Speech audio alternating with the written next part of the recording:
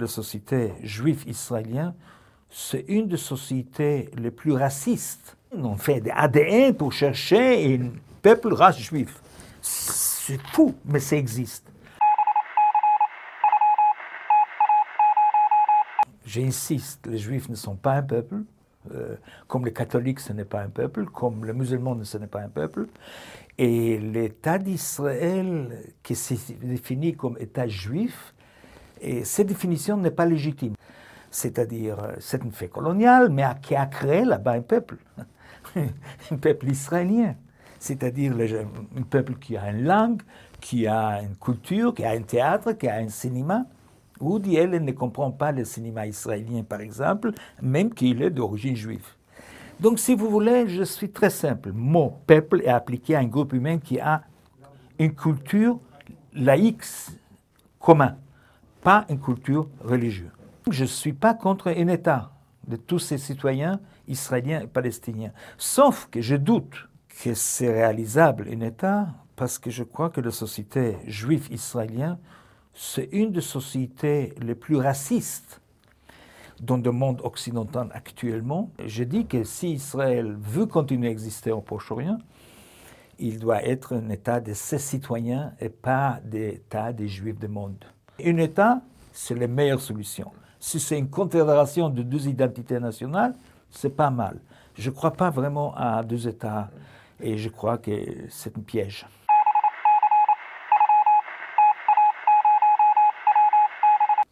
Si les Juifs n'ont pas été un peuple dans l'histoire, à l'Europe de l'Est, au XIXe siècle, c'est comment se cristalliser un peuple plus en plus moderne qui s'appelle peuple yiddish. Et pourquoi peuple? Parce qu'ils ont une langue commune qui n'appartient pas aux Juifs parisiens, ni londoniens, ni marocains.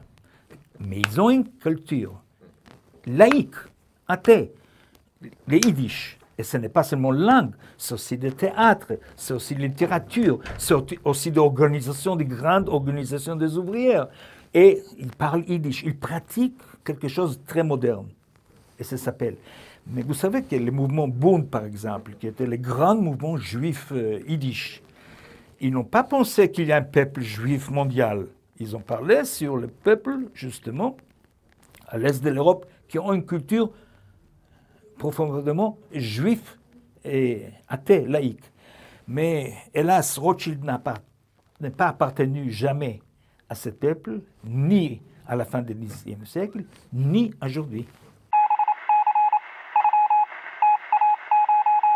Vous savez, la définition des Juifs par le sionisme est terrible, à la fois religieux et aussi génétique. Le prochain livre que j'insiste sur ça. Vous savez, il y a des ADN, on fait des ADN pour chercher un peuple race juif. C'est fou, mais ça existe. Donc moi, je ne crois pas à ce génétisme raciste. Je vis dans un État qui se définit État juif. Tous les symboles, les hymnes nationaux, ce n'est pas israélien, c'est juif, le cœur juif qui bat. Donc, comme juif, en Israël, ce n'est pas seulement que je suis un citoyen normal, mais je suis un citoyen privilégié.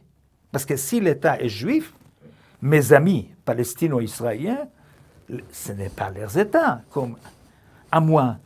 Donc, un citoyen privilégié, mes parents ont vécu en Pologne, entre les deux guerres, comme citoyens non privilégiés, parce que c'est les catholiques polonais qui étaient les privilégiés.